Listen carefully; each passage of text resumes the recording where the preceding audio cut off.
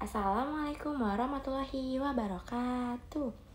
Halo anak-anak, kalian semua apa kabar? Semoga kalian sehat selalu ya. Perkenalkan, nama Ibu Elsa. Di sini kita akan belajar mata pelajaran Pendidikan Pancasila, yaitu dengan topik mengenal perumus Pancasila. Sebelum memasuki pembelajaran, di sini Ibu akan memberitahu kalian tujuan pembelajaran kali ini ya. Yang pertama itu, setelah mengamati gambar tokoh, murid dapat menganalisis perbedaan peran minimal 4 tokoh perumus Pancasila dengan tepat. Yang kedua, setelah membaca kisah tokoh, murid dapat menyimpulkan 3 nilai teladan perumus Pancasila yang dapat diterapkan di kehidupan sehari-hari.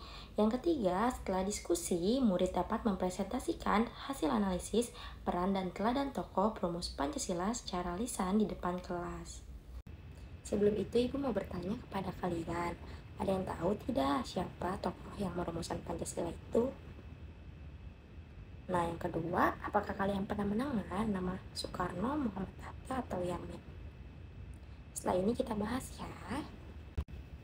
Nah, di sini kita akan membahas materinya ya. Nah, ada yang tahu tidak sebelumnya perumus Pancasila itu apa? Perumus Pancasila adalah para tokoh bangsa Indonesia yang bersama-sama menyusun, membahas, dan merumuskan Pancasila sebagai dasar negara Indonesia. Nah, mereka itu bekerja dalam sidang BPUPKI. Apa itu BPUPKI? Yaitu Badan Penyelidik Usaha-Usaha Persiapan Kemerdekaan Indonesia. Dan PPKI itu Panitia Persiapan Kemerdekaan Indonesia pada tahun 1945. Nah, di sini kita akan mengenal para tokoh perumus Pancasila. Yang pertama itu ada Insinyur Soekarno. Nah, Insinyur Soekarno itu berperan sebagai penggagas Pancasila, proklamator, sekaligus Presiden pertama Republik Indonesia. Nah, adapun sikap yang harus diteladani dari Insinyur Soekarno yaitu pertama, cinta tanah air, berani, semangat juang. Selanjutnya ada Muhammad Hatta, yaitu beliau berperan sebagai proklamator dan sekaligus wakil presiden pertama Republik Indonesia. Nah, sikap teladan yang harus kita teladani itu beliau sederhana, bijaksana, dan demokratis. Selanjutnya ada Muhammad Yamin. Muhammad Yamin itu berperan sebagai perumus Pancasila, ahli hukum dan sejarah. Nah, sikap yang harus diteladani itu beliau rajin belajar, cinta persatuan, dan berwawasan luas. Selanjutnya ada A.A. Marimis, yaitu berperan sebagai anggota BPUPKI dan memperjuangkan persatuan bangsa. Sikap yang harus diteladani yaitu toleransi, menghargai perbedaan, dan persaudaraan. Selanjutnya ada Kahar Muzakir, yaitu ketua BPUPKI, tokoh Islam perumus dasar negara. Nah, sikap yang harus diteladani itu pemimpin yang amanah dan bertanggung jawab. Selanjutnya ada Agus Salim. Nah, Agus Salim itu berperan diplomat ulung, perjuangan diplomasi kemerdekaan. Nah, sikap yang harus diteladani itu beliau rendah hati, pintar, dan cerdas.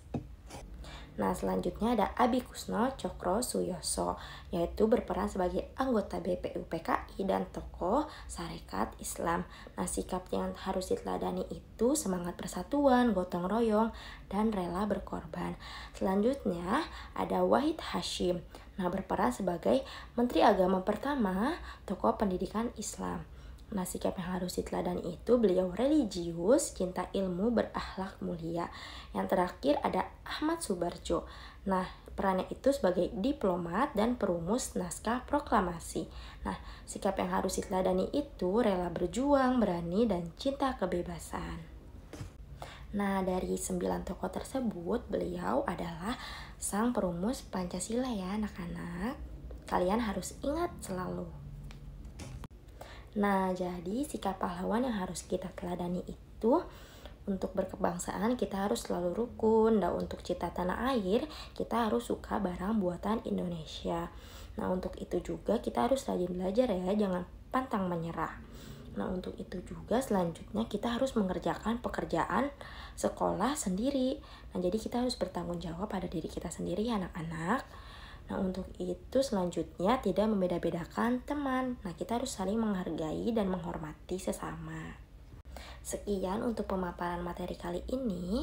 Kurang lebihnya mohon maaf dan terima kasih yang sudah menonton video ini sampai akhir. Wassalamualaikum warahmatullahi wabarakatuh.